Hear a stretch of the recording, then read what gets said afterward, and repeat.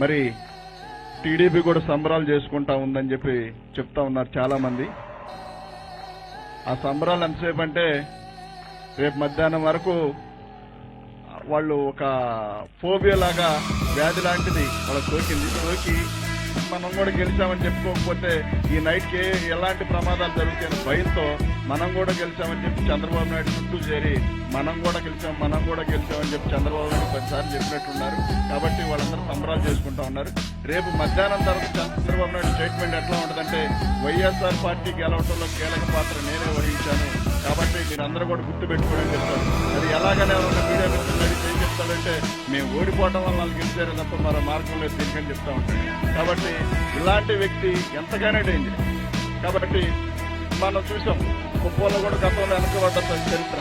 ఇవాళ కుప్పంలో కూడా పూర్తిగా రేపు కుప్పం కాకుండా మరో నియోజకవర్గం ఎంచుకునే పరిస్థితికి వచ్చాడు. రేపు భవిష్యత్తులో కుప్పంలో కూడా ఆయన పోటీ చేయడు. అసలు పోటీ చేస్తారా లేదనేది కూడా ప్రశ్నార్థకమే.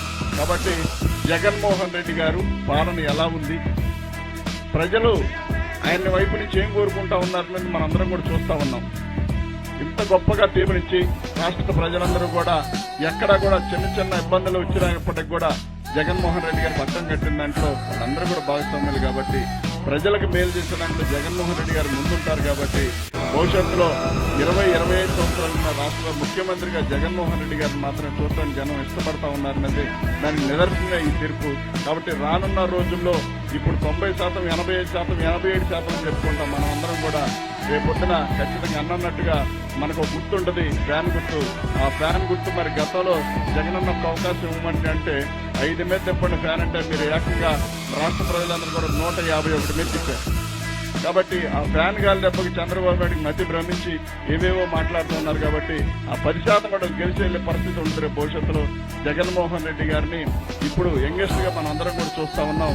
వృద్ధాప్యం వచ్చే వరకు ఆయనే ముఖ్యమంత్రిగా ఉంటారు, అటువంటి డౌట్ లేదు దాంట్లో, మనందరం కూడా చూడొచ్చు. కాబట్టి చంద్రబాబు నాయుడికి శాశ్వత సమాధి ఇవాళే జరిగిపోయింది రాజకీయంగా. కాబట్టి భవిష్యత్తులో మేలుకొని లేపే విధంగా దింపుడు గల్ల ఆశయం అనుకున్నాడు. ఈ 4వ విడతలో ఏదైనా మేలుకుంటామేమన్న అవకాశం వచ్చిందని చెప్పి చూశాడు. కానీ ఈ 4వ విడతలో కూడా దింపుడు గల్ల ఆశయం కూడా లేకుండా పోయింది. కాబట్టి భవిష్యత్తులో ఈ రాష్ట్రంలో తెలుగుదేశం పార్టీ ఏదన్నా ఉంటుందంటే అది ఉండే పరిస్థితి లేదు. భవిష్యత్తులో ఉండే ఒకే ఒక పార్టీ వైఎస్ఆర్ పార్టీ, ఒకే ఒక ముఖ్యమంత్రి జగన్మోహన్ రెడ్డి గారు మాత్రమని చెప్పి తెలియజేస్తూ